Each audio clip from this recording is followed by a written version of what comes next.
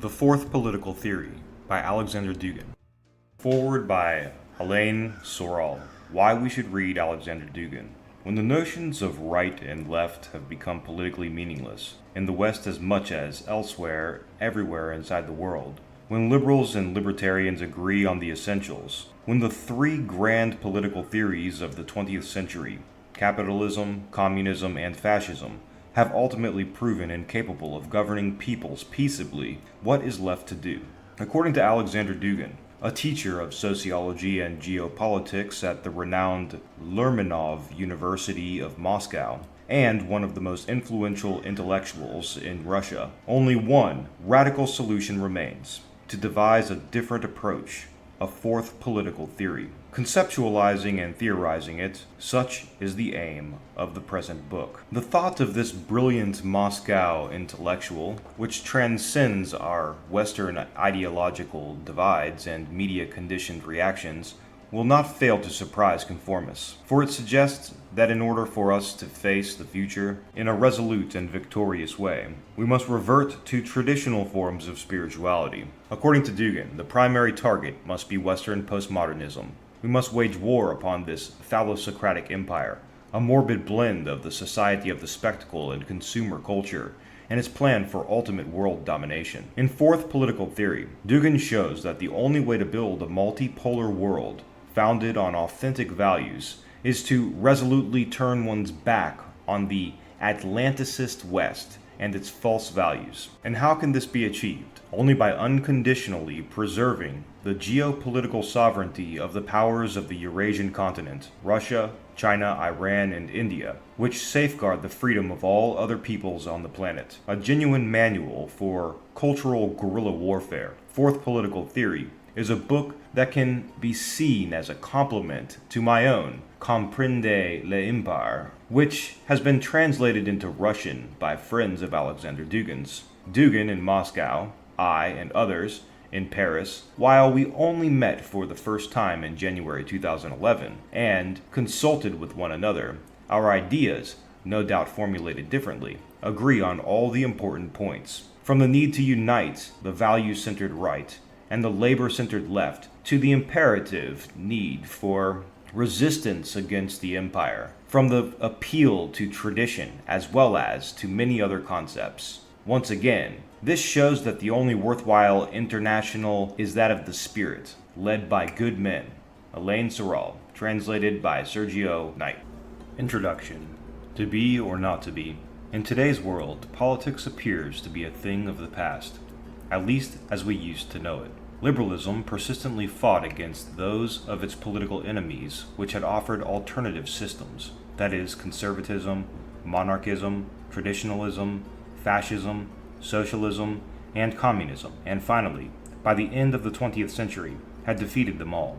It would be logical to assume that politics would become liberal, while all of its marginalized opponents, surviving in the peripheral fringes of global society, would reconsider their strategies and formulate a new united front according to Alain de Benoist's periphery against the center. Instead, at the beginning of the 21st century, everything followed a different script. Liberalism, which had always insisted on de-emphasizing the importance of politics, made the decision to abolish politics completely after its triumph. Maybe this was to prevent the rise of political alternatives and to ensure its eternal rule, or because its political agenda had simply expired with the absence of ideological rivals, the existence of which Carl Schmitt had considered the indispensable for the proper construction of a political position. Regardless of the rationale, liberalism did everything possible to ensure the collapse of politics. At the same time, liberalism itself has changed, passing from the level of ideas, political programs, and declarations to the level of reality, penetrating the very flesh of the social fabric, which became suffused with liberalism, and, in turn, it began to seem like the natural order of things. This was presented not as a political process, but as a natural and organic one.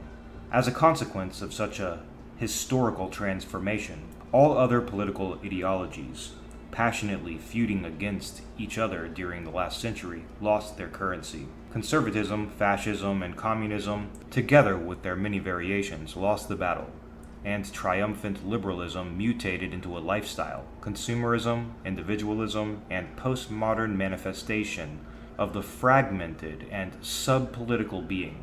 Politics became biopolitical, moving to the individual and sub-individual levels. It turns out that it was not only the defeated political ideologies that left the stage, but politics itself, and even liberalism, in its ideological forms, exited. This is why it became nearly impossible to imagine an alternative form of politics. Those who do not agree with liberalism find themselves in a difficult situation. The triumphant enemy has dissolved and disappeared. Now they are left struggling against the air. How can one engage in politics if there is no politics? There is only one way out: to reject the classical political theories, both winners and losers, strain our imaginations, seize the reality of a new world, correctly decipher the challenges of postmodernity, and create something new, something beyond the political battles of the 19th and 20th centuries. Such an approach is an invitation to the development of the fourth political theory, beyond communism, fascism, and liberalism.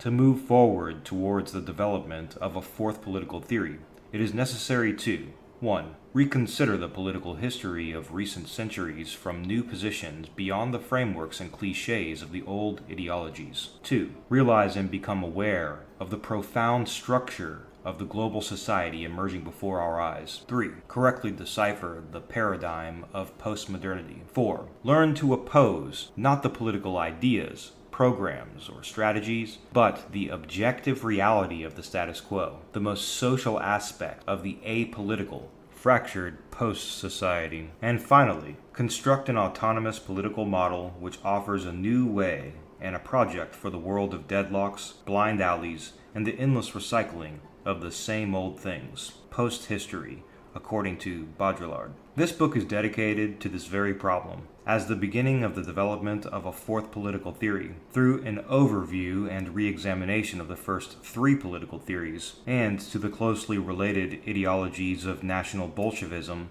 and Eurasianism that came very close indeed to the fourth political theory. This is not dogma, nor a complete system, nor a finished project. This is an invitation to political creativity, a statement of intuitions and conjectures, an analysis of new conditions, and an attempt to reconsider the past. The fourth political theory is not the work of a single author, but is rather a trend comprising a wide spectrum of ideas, researches, analyses, prognoses, and projects. Anyone thinking in this vein can contribute his own ideas. As such, more and more intellectuals, philosophers, historians, scientists, scholars, and thinkers will respond to this call. It is significant that the book Against Liberalism by the renowned French intellectual Alain de Benoist, which also has been published in Russian by Amphora, has a subtitle, Towards the Fourth Political Theory. Undoubtedly, many things can be said on this theme by representatives of both the old left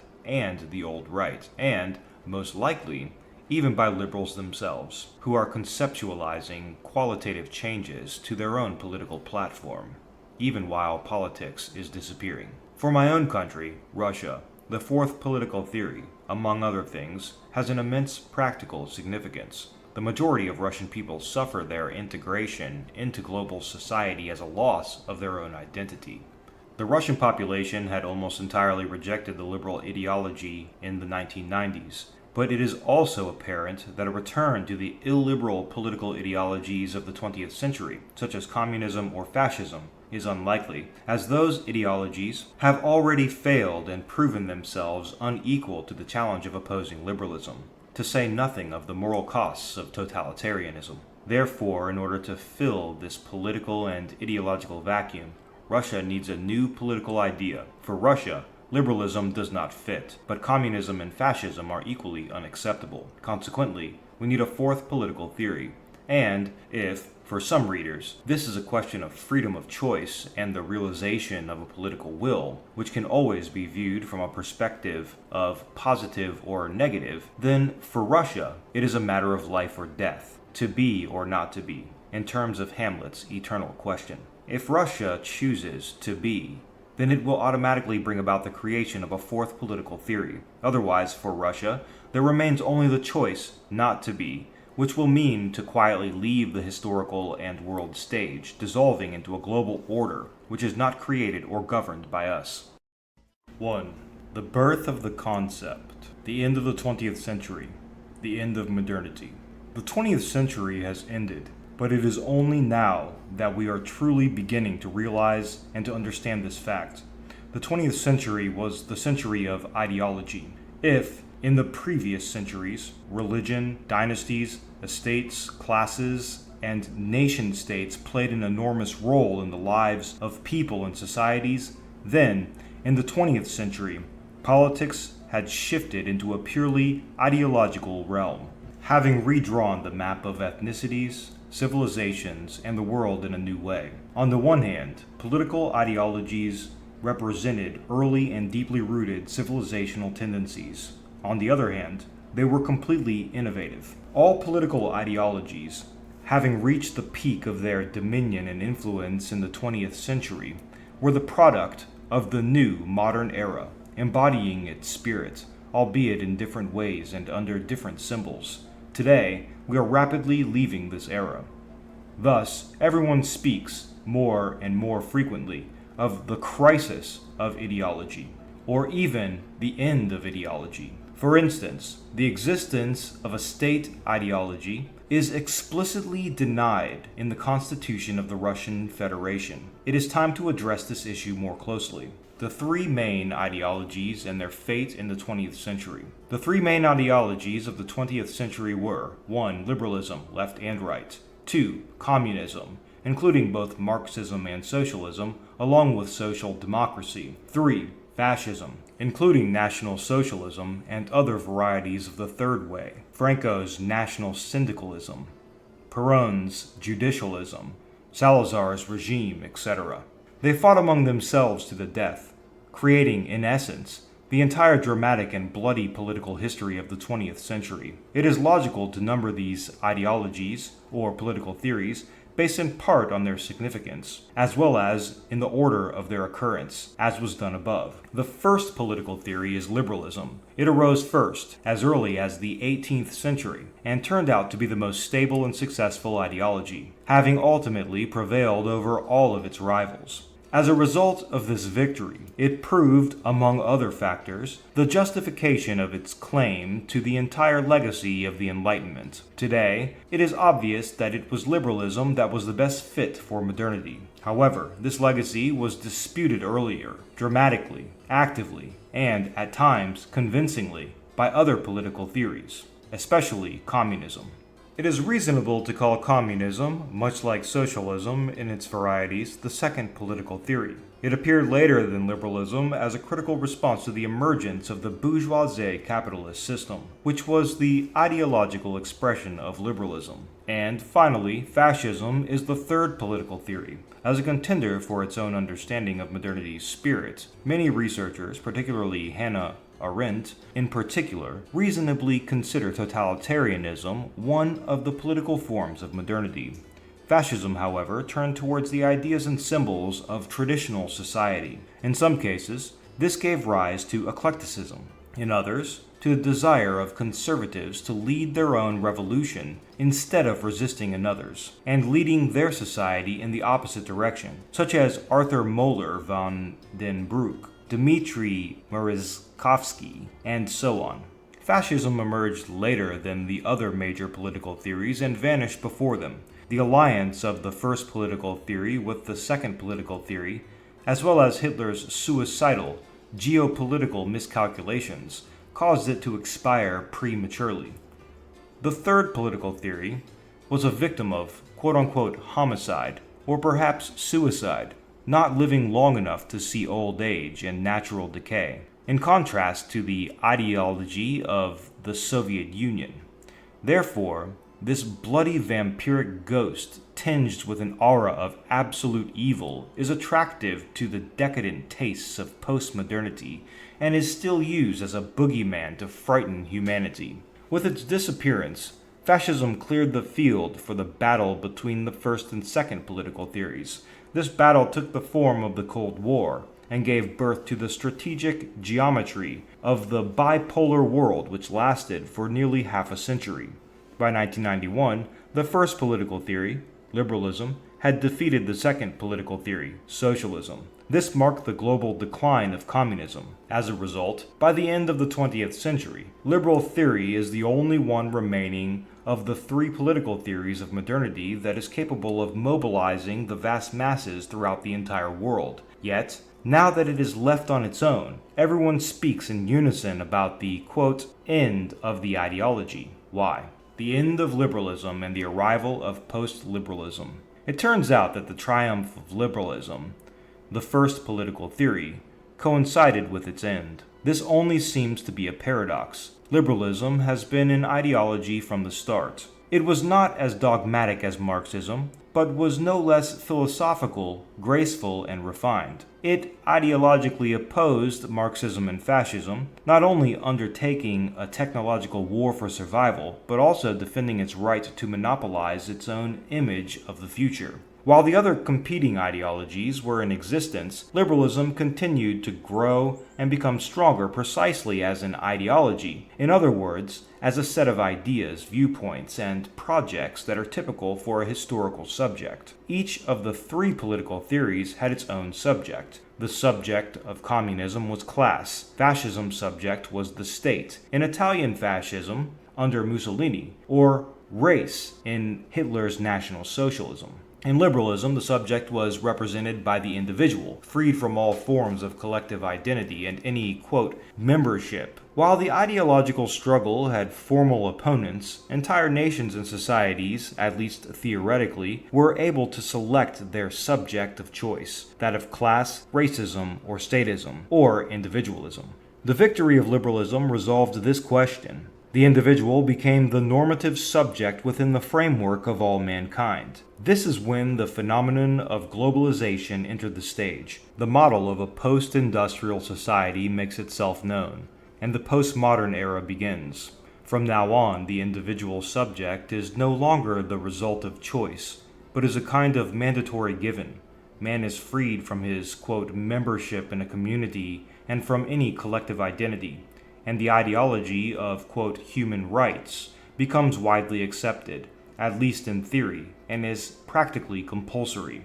Humanity under liberalism, comprised entirely of individuals, is naturally drawn towards universality and seeks to become global and unified. Thus, the projects of world government and globalism are born. A new level of technological development makes it possible to achieve independence from the class structuralization of industrial societies.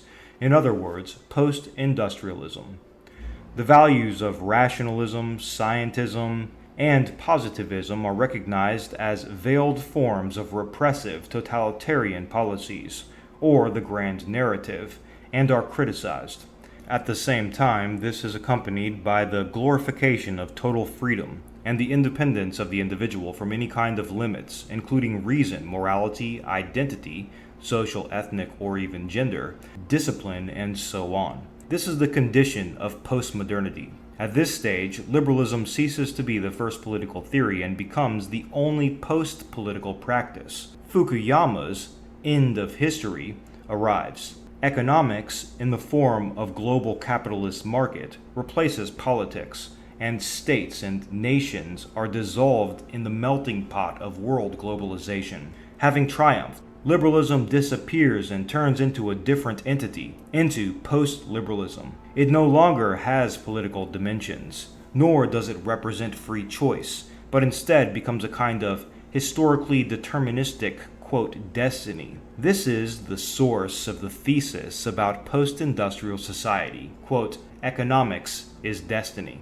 Thus, the beginning of the 21st century coincides with the end of ideology, that is, all three of them. Each met a different end. The third political theory was destroyed in its youth, the second died of decrepit old age, and the first was reborn as something else, as post-liberalism and the global market society. In any case, the form which all three political theories took in the 20th century is no longer useful, effective, or relevant. They lack the ability to explain contemporary reality or to help us understand current events, and are incapable of responding to the new global challenges. The need for the fourth political theory stems from this assessment.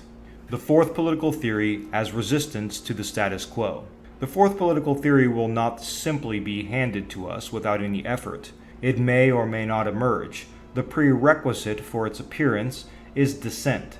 That is, dissent against post-liberalism as a universal practice, against globalization, against postmodernity, against the, quote, end of history, against the status quo, and against the inertia of the process of civilization at the dawn of the 21st century. The status quo and its inertia do not presuppose any political theories whatsoever.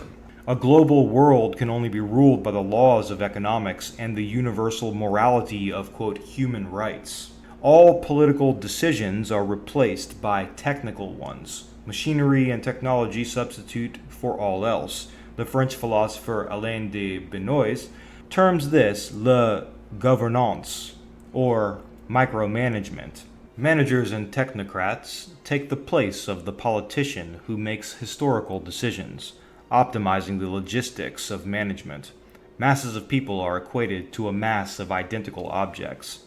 For this reason, post-liberal reality, or rather virtuality, increasingly displacing reality from itself, leads straight to the complete abolition of politics. Some may argue that the liberals lie to us when they speak of the end of ideology. This was my debate with the philosopher Alexander Zinoviev. In reality, they remain believers in their ideology and simply deny all others the right to exist.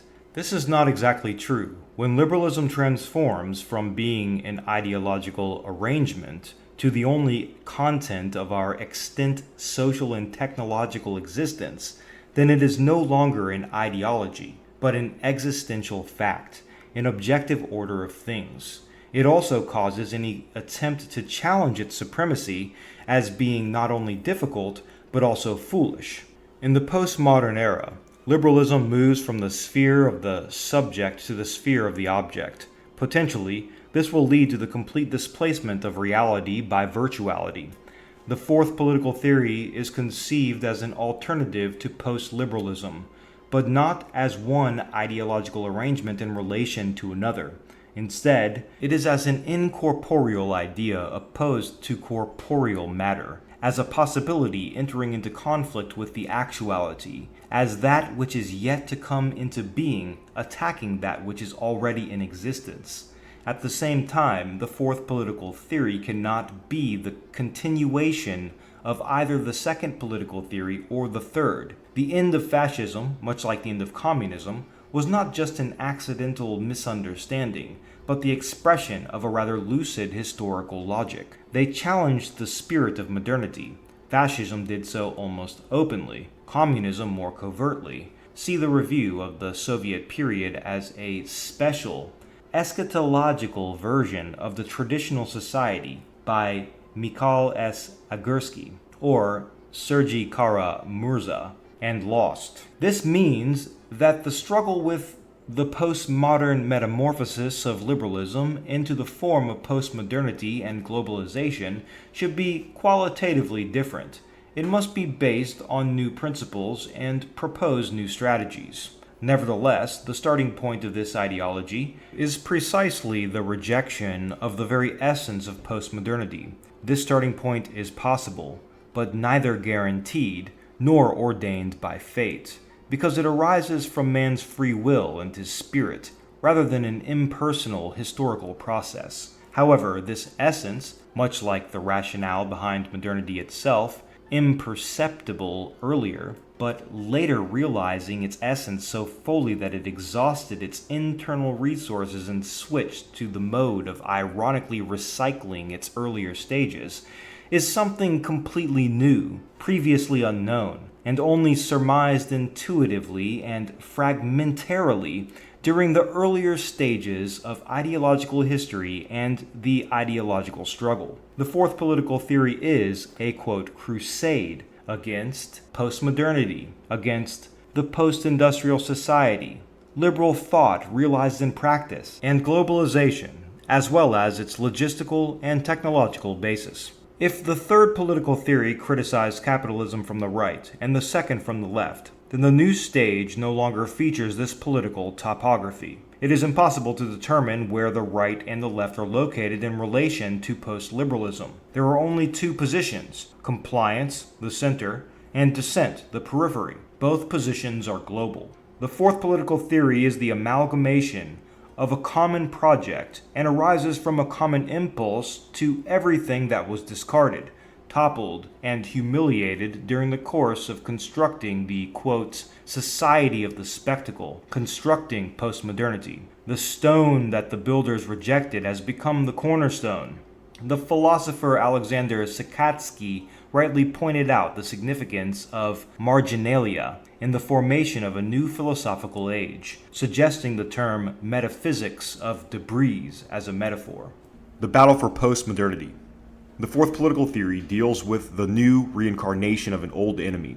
It challenges liberalism, much like the second and third political theories of the past, but it does so under new conditions. The principal novelty of these conditions lies in the fact that of all the three great political ideologies, only liberalism secured the right to the legacy behind the spirit of modernity and obtained the right to create the, quote, end of history based on its own premises. Theoretically, the end of history could have been different. A, quote, planetary Reich if the Nazis had won, or global communism had the communists been right. However, the, quote, end of history has turned out to be precisely liberal. The philosopher Alexander Kojève was one of the first to predict this. His ideas were later restated by Francis Fukuyama. But since this is the case, then any appeals to modernity and its assumptions, to which the representatives of the second, to a greater extent, and the third political theories appealed in varying degrees, lose their relevance. They lost the battle for modernity as the liberals triumphed. For this reason, the issue of modernity and, incidentally, of modernization may be removed from the agenda. Now the battle for postmodernity begins. It is here that new prospects open up for the fourth political theory. The kind of postmodernity which is currently being realized in practice, post-liberal postmodernity, cancels out the strict logic of modernity itself. After the goal had been achieved, the steps taken to reach it lose their meaning. The pressure of the ideological shell becomes less rigid. The dictatorship of ideas is replaced by the dictatorship of things, login passwords and barcodes. New holes are appearing in the fabric of postmodern reality. As the third and second political theories, conceived as an eschatological version of traditionalism, once tried to, quote, saddle modernity in their struggle with liberalism, the first political theory, today there is a chance of accomplishing something analogous with postmodernity, using these new holes in particular. Liberalism developed flawless weapons aimed at achieving its straightforward alternatives, which was the basis for its victory. But it is this very victory that holds the greatest risk to liberalism. We need only to ascertain the location of these new, vulnerable spots in the global system and decipher its login passwords in order to hack into its system. At the very least, we must try to do so. The events of the 11th of September 2001 in New York demonstrated that this is technologically possible. The Internet society can be useful, even for those who staunchly oppose it. In any case, first and foremost, we must understand postmodernity and our new situation no less profoundly than Marx understood the structure of industrial capitalism. The fourth political theory must draw its, quote, dark inspiration from postmodernity, from the liquidation of the programs of the Enlightenment and the arrival of the society of the simulacra, interpreting this as an incentive for battle rather than as a destiny. Rethinking the past and those who lost. The second and third political theories are unacceptable as starting points for resisting liberalism, particularly because of the way in which they understood themselves, what they appealed to, and how they operated. They positioned themselves as contenders for the expression of the soul of modernity and failed in that endeavor. Yet, nothing stops us from rethinking the very fact of their failure as something positive and recasting their vices as virtues. Since the logic of the history of the new era brought us to postmodernity, then it also contained the secret essence of the new era, which was only revealed to us in the end. The second and third political theories recognized themselves as contenders for the expression of modernity's spirit, and these claims came crashing down. Everything related to these unfulfilled intentions in the previous ideologies is uninteresting for the creators of the fourth political theory. However, we should attribute the very fact that they lost to one of their advantages rather than their disadvantages. By losing, they proved that they did not belong to the spirit of modernity, which in turn led to the post-liberal matrix.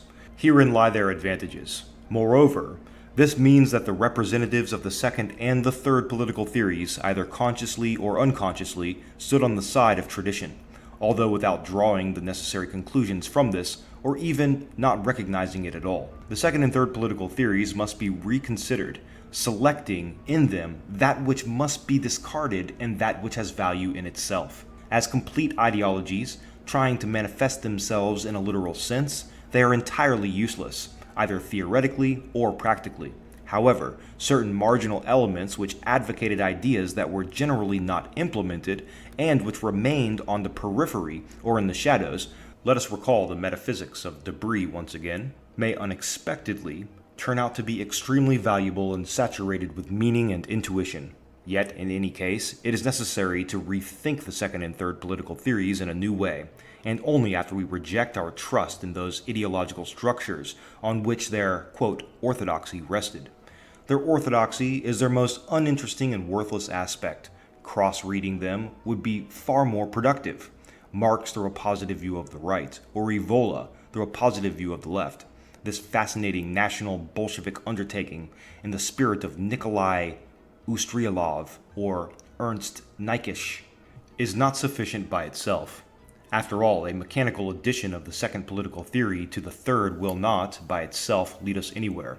Only in retrospect can we delineate their commonalities, which were staunchly opposed to liberalism. This methodological exercise is useful as a warm-up before commencing a full-fledged elaboration of the fourth political theory. A truly significant and decisive reading of the second and third political theories is only possible on the basis of an already established fourth political theory. Postmodernity and its conditions, the globalist world, governance, or micromanagement, the market society, the universalism of human rights, quote, the real domination of capital, and so on, represents the main object of the fourth political theory. However, they are radically negated as values in themselves. The return of tradition and theology. Tradition, religion, hierarchy, and family, and its values were overthrown at the dawn of modernity. Actually, all three political theories were conceived as artificial ideological constructions by people who comprehended in various ways the, quote, death of God, Friedrich Nietzsche, the, quote, disenchantment of the world, Max Weber, and the, quote, end of the sacred. This was the core of the new era of modernity. Man came to replace God, philosophy and science replaced religion, and the rational, forceful, and technological constructs took the place of revelation. However, if modernism is exhausted in postmodernity, then at the same time, the period of direct theomachy comes to an end along with it. Postmodern people are not inimical towards religion, but rather indifferent. Moreover, certain aspects of religion, as a rule, such as Satanism and the demonic texture of postmodernist philosophers, are quite appealing to many postmodern individuals. In any case, the era of persecuting tradition is over, although, following the logic of post-liberalism, this will likely lead to the creation of a new global pseudo-religion based on scraps of disparate syncretic cults, rampant chaotic ecumenism, and tolerance. While this turn of events is, in some ways, even more terrifying than direct and uncomplicated dogmatic atheism and materialism, the decrease in the persecution of faith may offer an opportunity if the representatives of the fourth political theory act consistently and uncompromisingly to defend the ideals and the values of tradition. It is now safe to institute a political program that was once outlawed by modernity. It no longer appears as foolish and doomed for failure as before, because everything in postmodernity looks foolish and doomed for failure, including its most glamorous aspects. It is not by chance that the heroes of postmodernity are freaks and monsters, transvestites and degenerates. This is the law of style.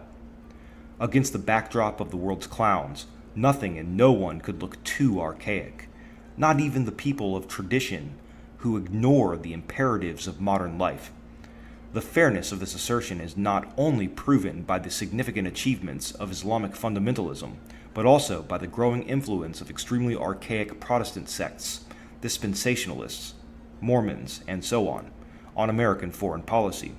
George W. Bush went to war in Iraq because, in his own words, God told me to invade Iraq. This is quite in keeping with his Protestant Methodist teachers. Thus, the fourth political theory may easily turn towards everything that preceded modernity in order to draw its inspiration. The acknowledgement of God's death ceases to be the mandatory imperative for those who want to stay relevant. The people of postmodernity are already so resigned to this event that they can no longer understand it. Quote, who died exactly? But, in the same way, the developers of the fourth political theory can forget about this quote-unquote event. Quote, we believe in God, but ignore those who talk about his death, much like we ignore the words of madmen.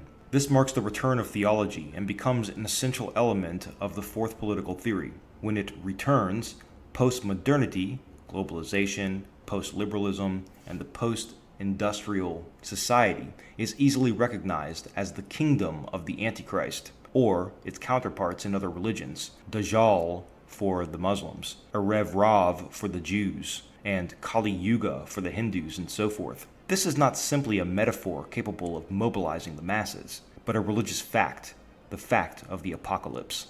Myths and archaism in the fourth political theory. If atheism in the new era ceases to be something mandatory for the fourth political theory, then the theology of the monotheistic religions, which at one time displaced other sacred cultures, will not be the ultimate truth either.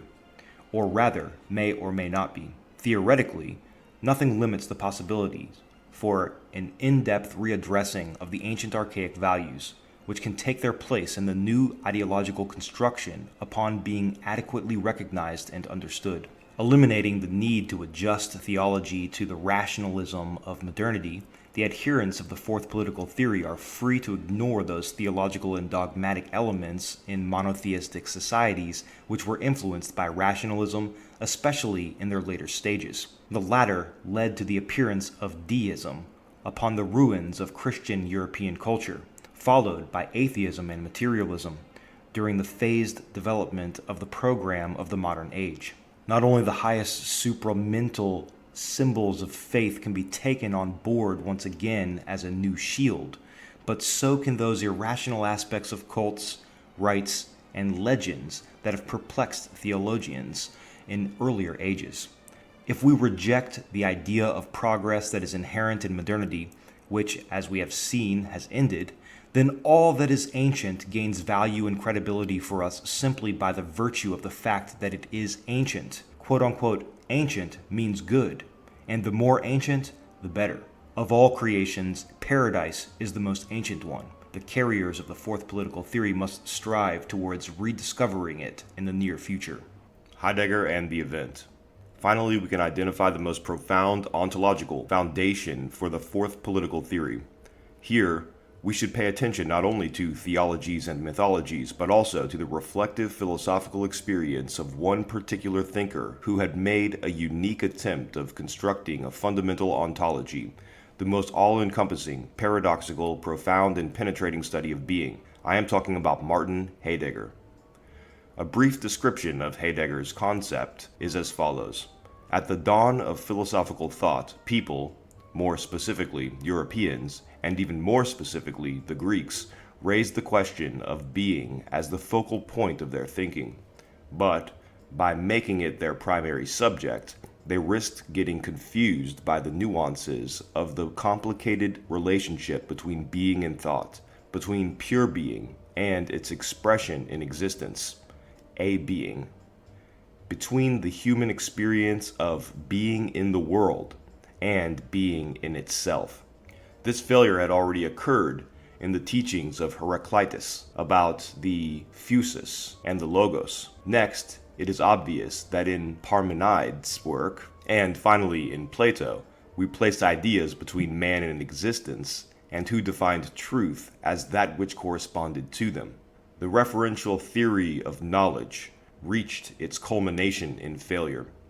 This gave birth to alienation, eventually leading to calculating thinking, das rechnende Denken, and then to the development of technology.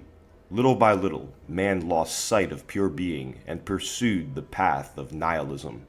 The essence of technology, based on the relationship between technology and the world, expresses this ever-increasing nihilism. In the new era, this tendency reaches its pinnacle. Technical development ultimately displaces being and crowns nothingness. Heidegger bitterly hated liberalism, considering it an expression of the, quote, source of the calculative thinking which lies at the heart of Western nihilism.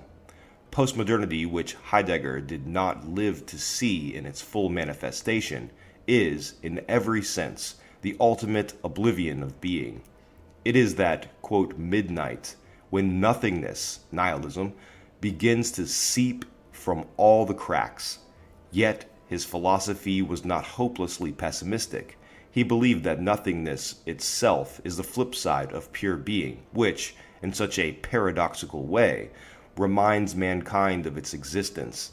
If we correctly decipher the logic behind the unfurling of being, then thinking mankind can save itself with lightning speed at the very moment of its greatest risk. But where the danger lies, there also grows that which saves. Heidegger quotes from Friedrich Hölderlin's poetry. Heidegger used a special term, Ereignis, the quote-unquote event, to describe this sudden return of being. It takes place exactly at midnight of the world's night, at the darkest moment in history. Heidegger himself constantly vacillated as to whether this point had been reached, or, quote, not quite yet, the eternal not yet. Heidegger's philosophy may prove to be the central axis threading everything around itself, ranging from the reconceived second and third political theories to the return of theology and mythology. Thus, at the heart of the fourth political theory, as its magnetic center, lies the trajectory of the approaching Ereignis, the, quote, event, which will embody the triumphant return of being at the exact moment when mankind forgets about it, once and for all, to the point that the last traces of it disappear. The fourth political theory in Russia. Today, many people intuitively understand that Russia has no place in the, quote, brave new world of globalization, postmodernity, and post-liberalism. First, the world state and the world government are gradually abolishing all nation-states in general. Even more important is the fact that the entirety of Russian history is a dialectical argument with the West and against Western culture, the struggle for upholding our own, often only intuitively grasped, Russian truth, our own messianic idea, our own version of the, quote, end of history, no matter how it is expressed through Muscovite orthodoxy, Peter's secular empire, or the global communist revolution. The brightest Russian minds clearly saw that the West was moving towards the abyss. Now, looking at where neoliberal economics and postmodern culture has led the world, we can be certain that this intuition, pushing generations of Russian people to search for alternatives, was completely justified. The current global economic crisis is just the beginning. The worst is yet to come. The inertia of post-liberal politics is such that a change of course is impossible. To save the West, unrestrained, emancipated technology will reach for more efficient, but a purely technological means. This is the new phase in the onset of Gestell, spreading the nihilistic stain of the global market over the entire planet, moving from crisis to crisis and from one bubble to the next. The globalist economy and the structures of post-industrial society only make mankind's night blacker and blacker. It is so black, in fact, that we gradually forget that it is nighttime. What is light? People ask themselves, never having seen it. For example, at the time of the eruption of the 2008 financial crisis, thousands of Americans held a demonstration asking for the government for yet another economic bubble. Could they be any more blunt? It is clear that Russia needs to follow a different path, its own. Yet herein lies the question and the paradox. Evading the logic of postmodernity in only one country will not be that simple. The Soviet model tried and collapsed. After that point, the ideological situation changed irreversibly, as did the strategic balance of power.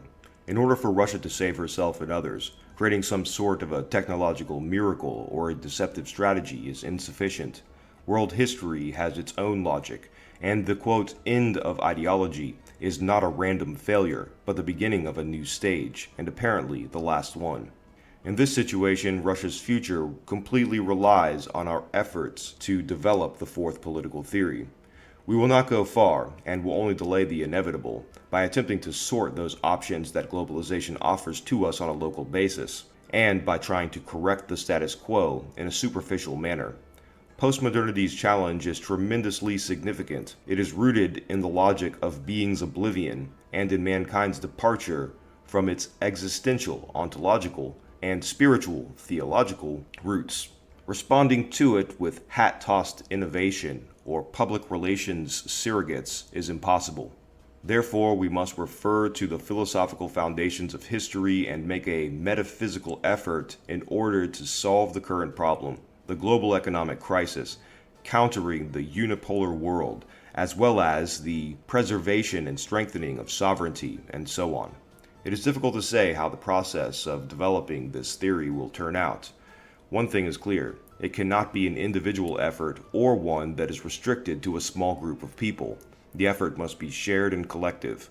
In this matter, the representatives of other cultures and peoples, both in Europe and Asia, can truly help us, since they sense the eschatological tension of the present moment just as acutely, and are looking for a way out of the global dead end just as desperately. However, it is possible to state in advance that the Russian version of the fourth political theory, based on the rejection of the status quo in its practical and theoretical dimensions, will focus on the, quote, Russian eregness. This will be that very event, unique and extraordinary, for which many generations of Russian people have lived and waited, from the birth of our nation to the coming arrival of the end of days.